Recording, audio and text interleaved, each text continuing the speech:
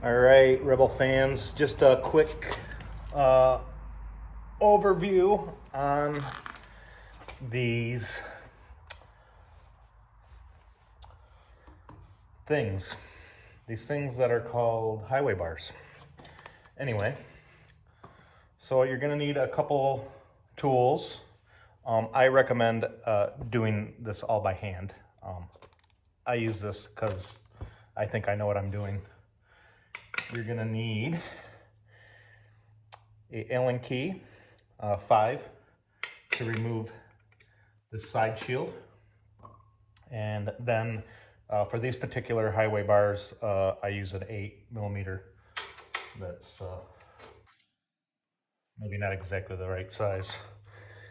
Anyway, the pain in the butt part is taking off these and then getting them back on. You might notice, you may not notice, these I actually flipped from this side to the other side. As you can see, this is pointing out and down, as when they're on the other side, they're down at an angle, more like that, and then they hit there. So you don't have to bend anything or do anything. You just have to take these off, flip them to the other side, and then you got plenty of room. But these are a pain because this bottom bolt has a nut on the back side. Well, there's about no room to get your finger in there or anything. So what I ended up getting was those little rubber grommets that you can put like windshields on. Honda makes them, but they're a little, you can push them in and they got like a threaded piece on the back. I'm trying to think of the name of those. Anyway, I'll pull this off real quick and show you kind of what I did, because this makes life a lot easier. Although I'll probably never have to necessarily take it off again.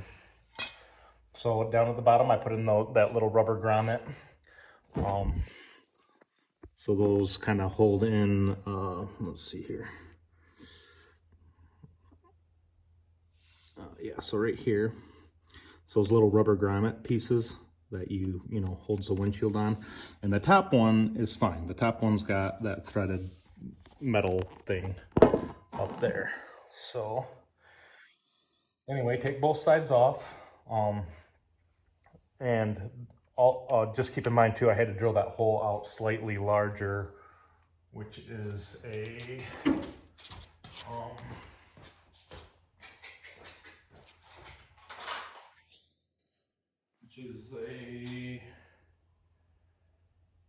25/64, I think is what I used. Don't take my word for that. Anyway, now that's off. You can see in here really good. Now there's there's a little piece, sorry, not threaded, but you can see when you get back in here, there's a little knob there. And then it's kind of welded. So there's weld spots down at the bottom here, and then same on the inside. So that's kind of why you're grinding this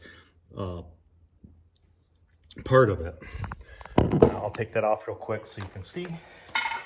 These are actually really nice. I wish I would have, so I got in another pair that just stuck out straight, and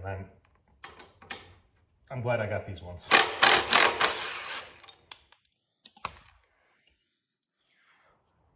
So you can see the part that grabs on the inside, so you can adjust these. That comes out like voila. And then you can see how I ground that. Like I said, I probably ground out more than I should have. It's top and bottom side, but you'll kind of be able to tell because once you put it on there, by the way, that's the spacer that goes in between. Once you put it on there, you'll be able to kind of clamp it together. So once that's clamped together,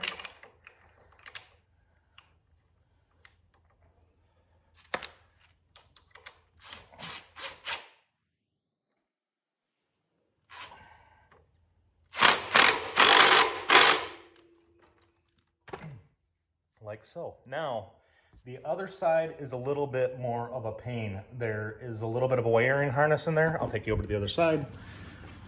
And so what I did, let's see if I can get that, is I took, there's a bolt in here. You can take that off, and then you can move this harness around a little bit to get this clamp in. So yeah, so if you can see, sorry, if you can see in there, there's a bolt right there. You take that off and you can move this harness. But the way that I ground the brackets was the same way on both sides.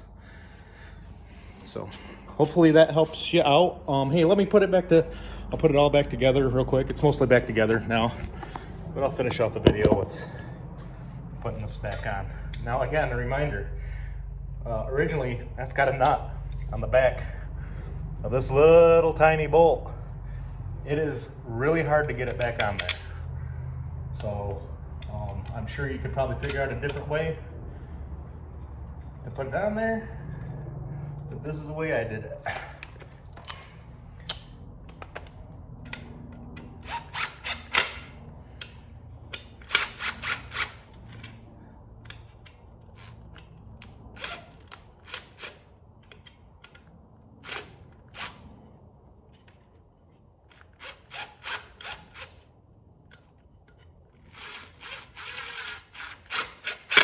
Even with that rubber grommet, it's still kind of a little bit of pain because you still have to kind of push that piece in so the threads will eventually grab and then tighten up. Hopefully that helps you out.